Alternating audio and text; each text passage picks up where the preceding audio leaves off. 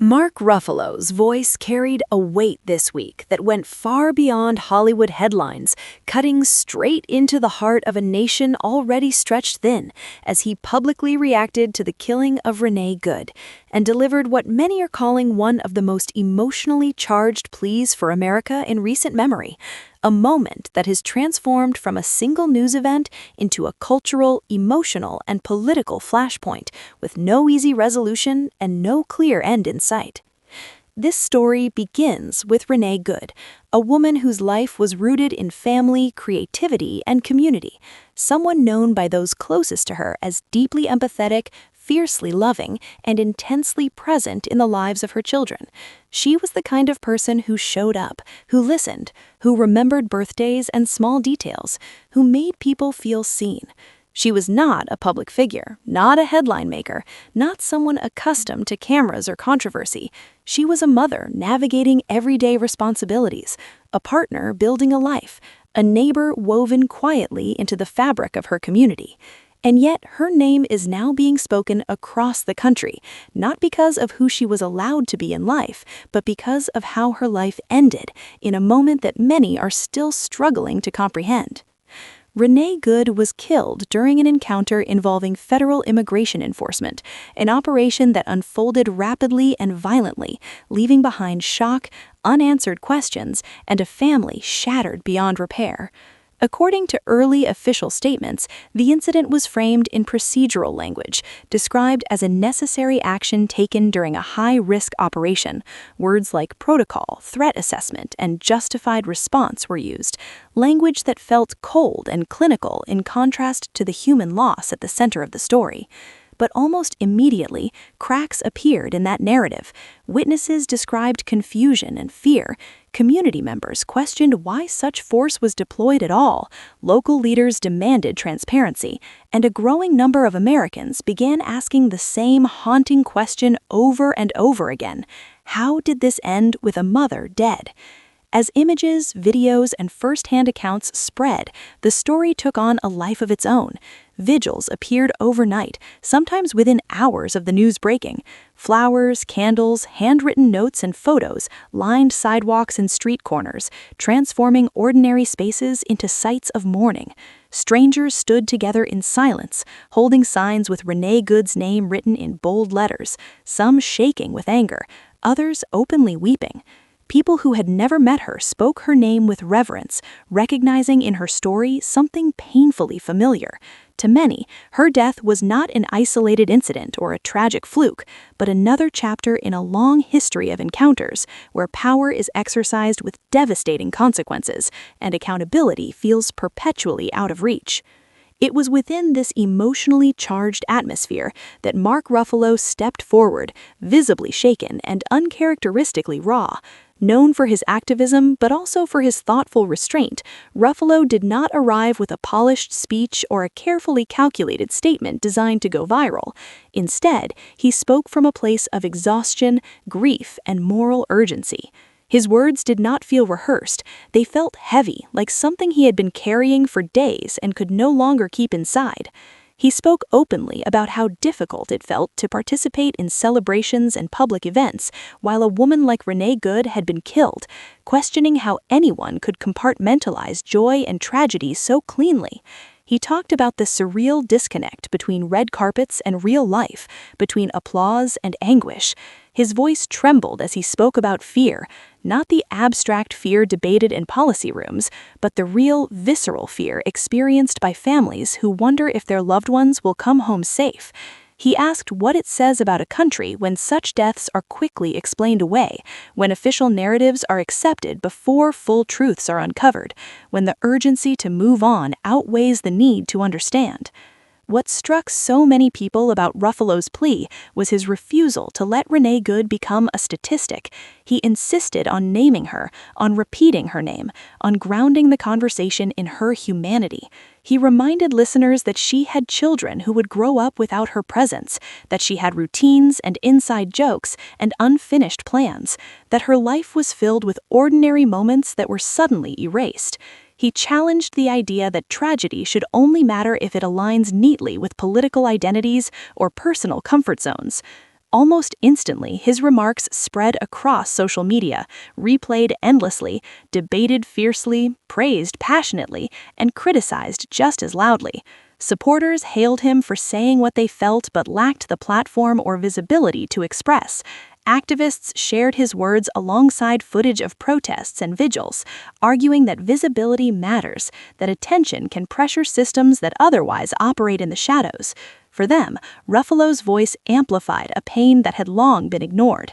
At the same time, critics accused him of exploiting tragedy, oversimplifying complex issues, or speaking on matters they believed celebrities should stay out of, particularly those involving law enforcement and national security.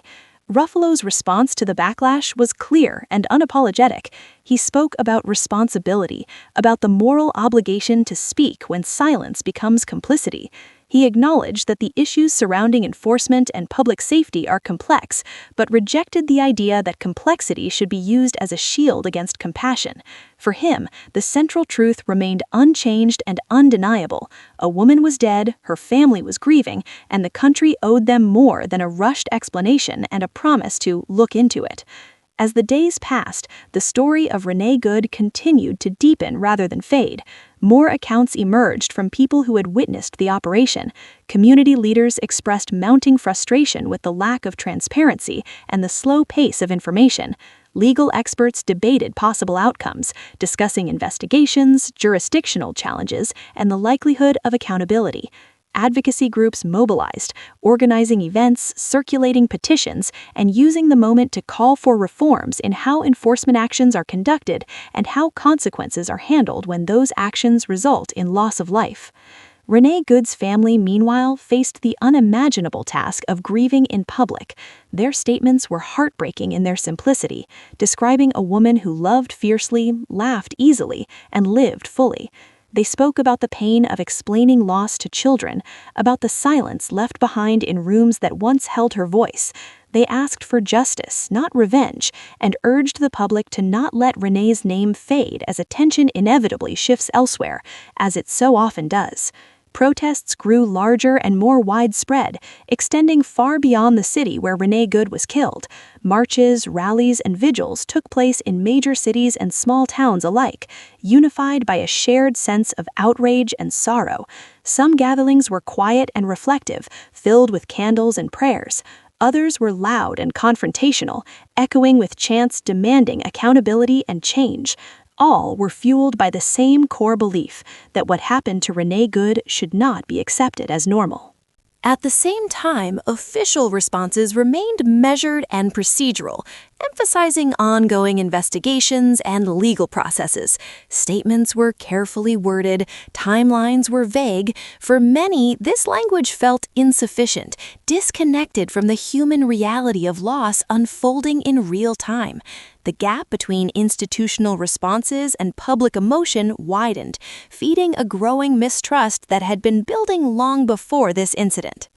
Mark Ruffalo's plea tapped directly into that widening gap. He spoke about empathy as a civic duty, about the danger of becoming numb to stories of violence simply because they occur too often. He urged people to resist the urge to scroll past, to move on, to accept tragedy as background noise.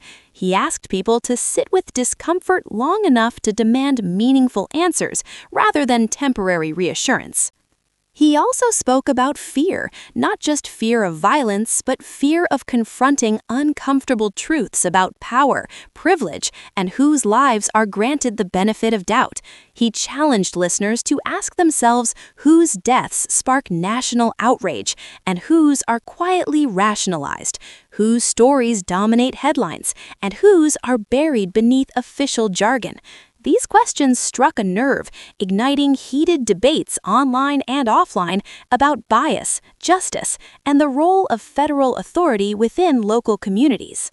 The cultural ripple effects were immediate and far-reaching.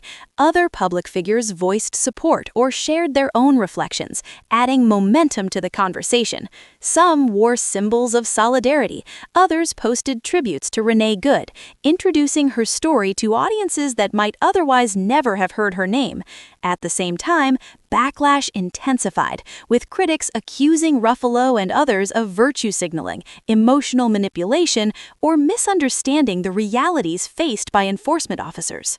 Yet, despite the noise, the conversation refused to fade. Media outlets continued to dig deeper. Journalists pressed officials for clarity and accountability.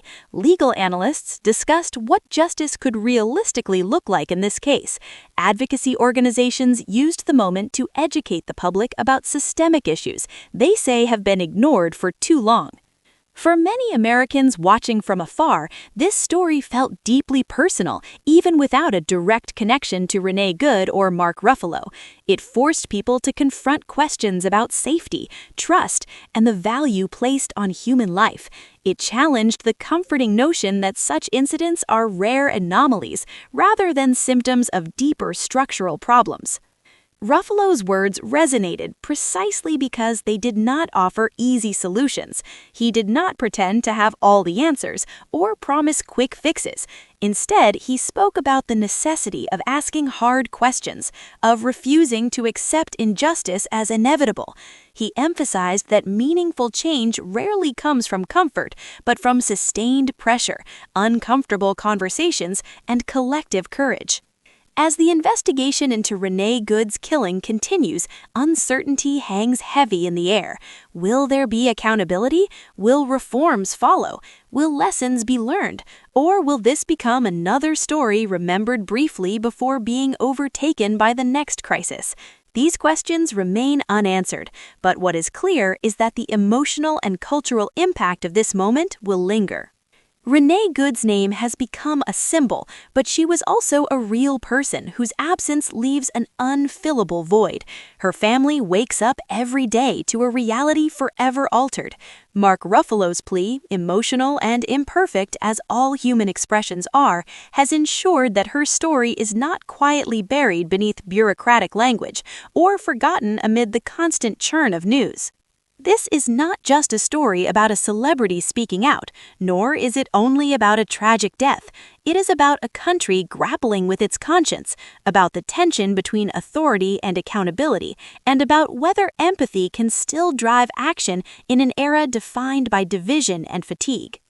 As viewers, listeners, and citizens, the question left hanging is simple yet profound. What happens next? Will outrage translate into reform? Will grief become momentum? Or will this moment pass, leaving behind little more than echoes of what could have been different? One thing is certain, Mark Ruffalo's plea for America has forced a pause, a moment of reflection that demands attention, and Renee Good's story has reminded the nation that behind every headline is a human life, irreplaceable, fragile, and deserving of dignity. Make sure to like, subscribe, and stay tuned for more celebrity updates just like this.